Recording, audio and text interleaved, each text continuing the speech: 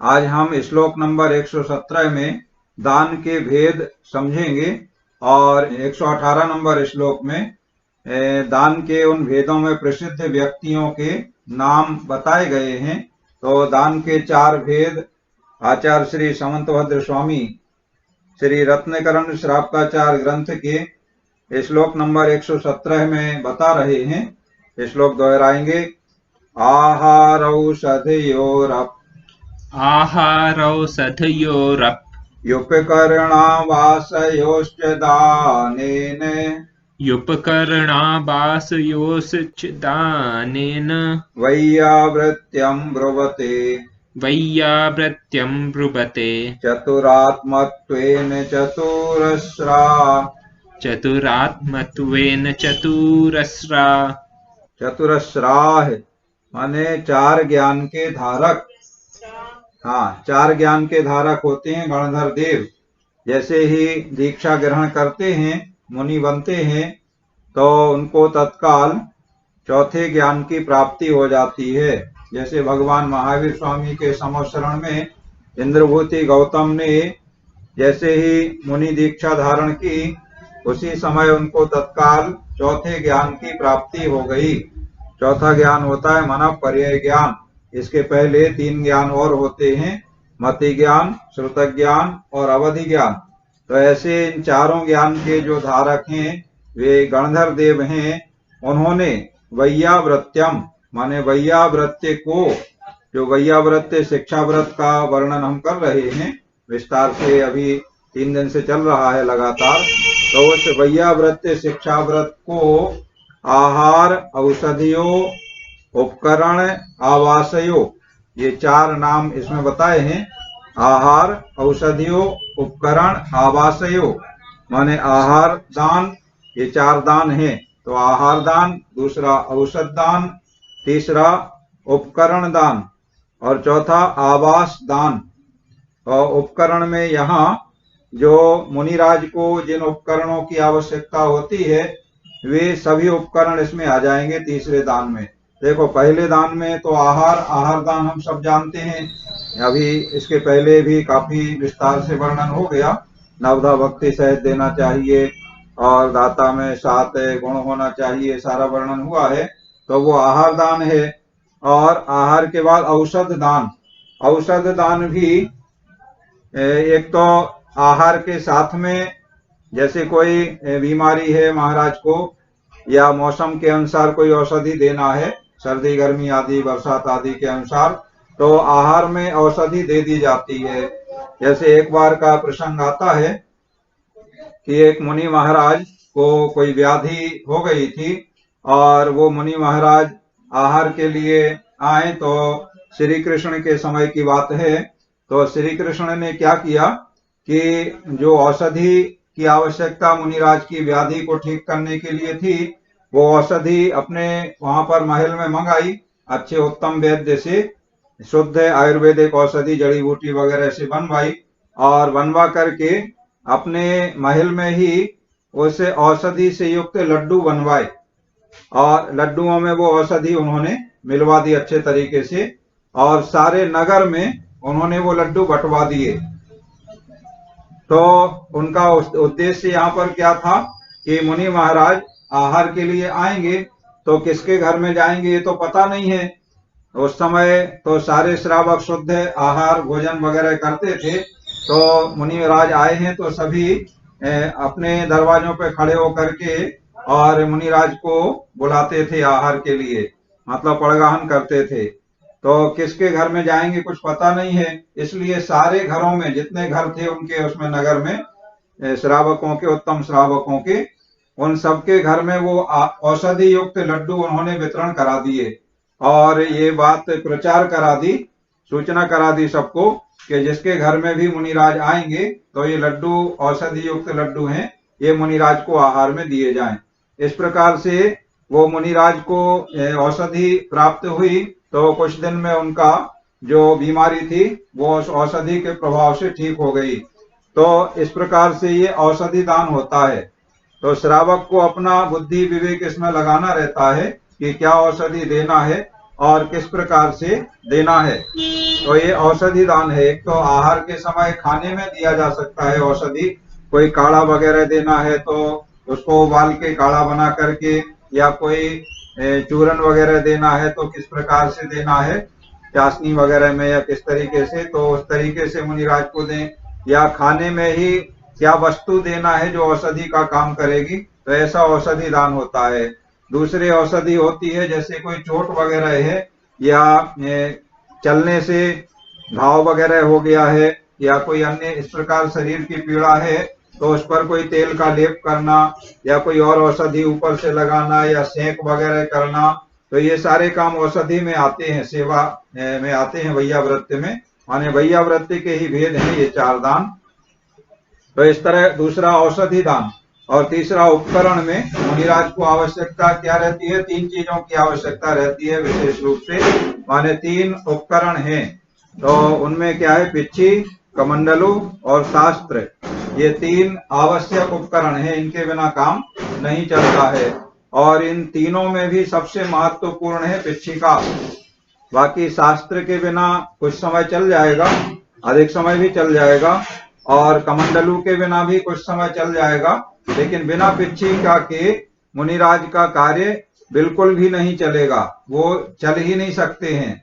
ऐसा नियम है शास्त्रों में, सिद्धांत है कि मुनिराज अगर धोखे से भी, माने भूल गए, मान लो पिच्छी रखी है और उसे हाथ में नहीं ले पाए और चल दिए, और 7 कदम से आगे चल करके निकल जाएं, तो फिर वह मुनि नहीं रहते। माने उनकी मुनि दीक्षा, मुनि का जो रूप है उनका, वो नहीं, मुनि का पद नहीं रहता है। माने बिना पिच्छिका के 7 कदम भी आगे नहीं चल सकते हैं। इसलिए आप लोगों ने देखा होगा, मुनि महाराज कहीं पर भी जाते हैं, आहार लेने भी जा रहे हैं तो पिच्छी साथ में लेकर के जाते हैं। कमंडलू एक बार जरूरत पड़ने पे कोई श्रावक वगैरह को भी दे देते हैं कि वो लेकर के चल दे। कभी वो श्रावक जो कमंडलू लिए है वो पीछे दूर भी रह जाता है और मुनिराज आगे निकल जाते हैं, लेकिन पिच्छी अपने हाथ की किसी को भी नहीं देते हैं। आहार जब करते हैं उस समय भी पिच्छी अपने पास में ही रखते हैं, ज्यादा दूर नहीं रखते हैं, और जिससे वो आहार के बाद में पुनः अपनी पिच्छी लेकर के विहार करें। तो पिच्छी, कमंडलू और शास्त्र, ये 3 तो मुख्य उपकरण हैं।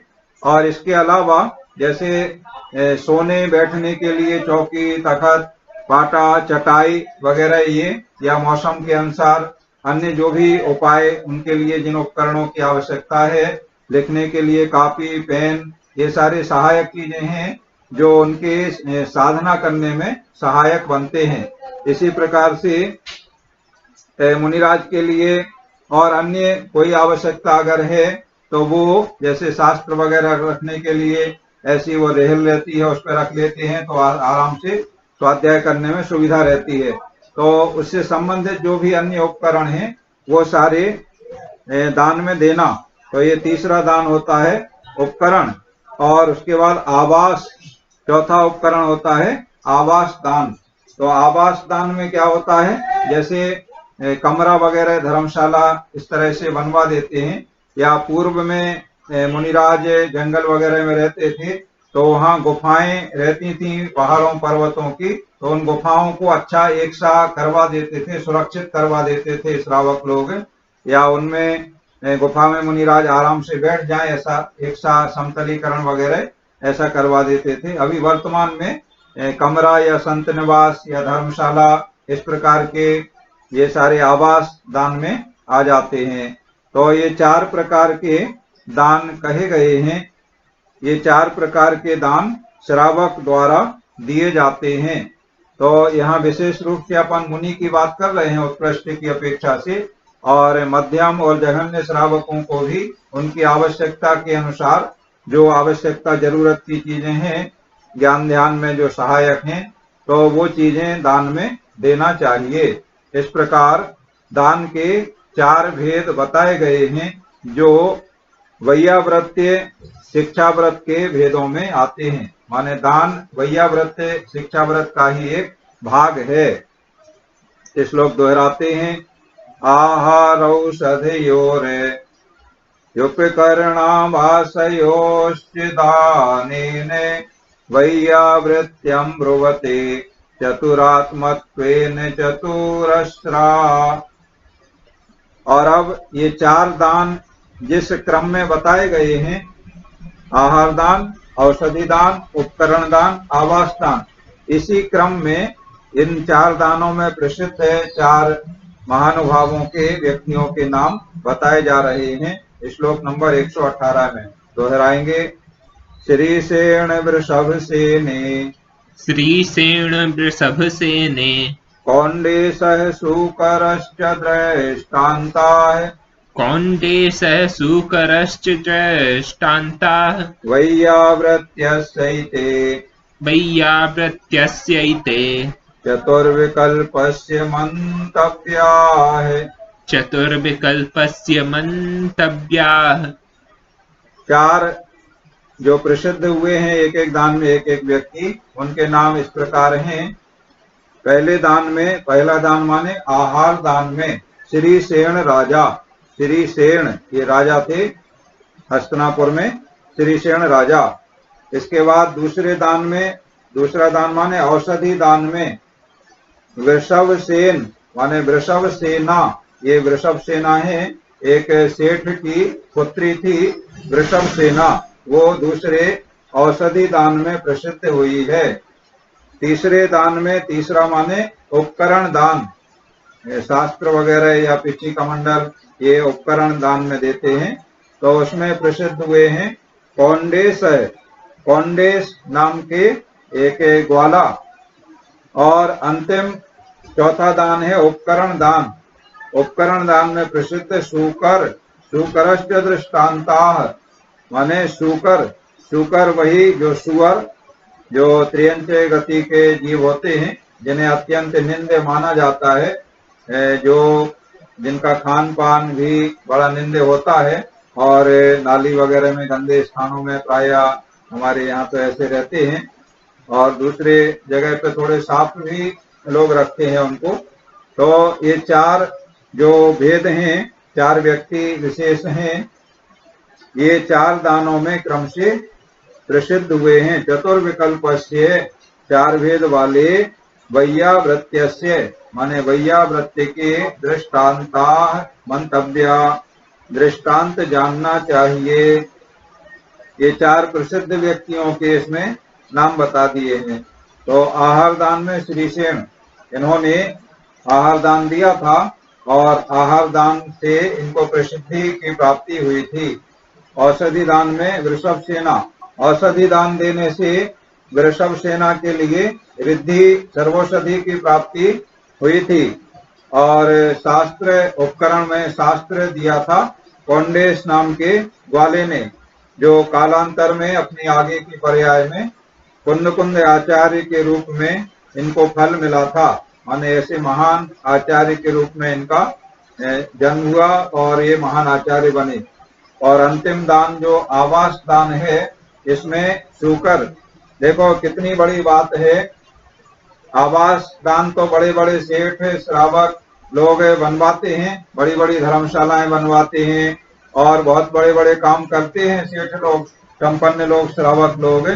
लेकिन उन बड़े बड़े सेठों को, श्रावकों को आचार्य श्री समंतभद्र स्वामी ने यहाँ प्रसिद्ध नहीं बताया है।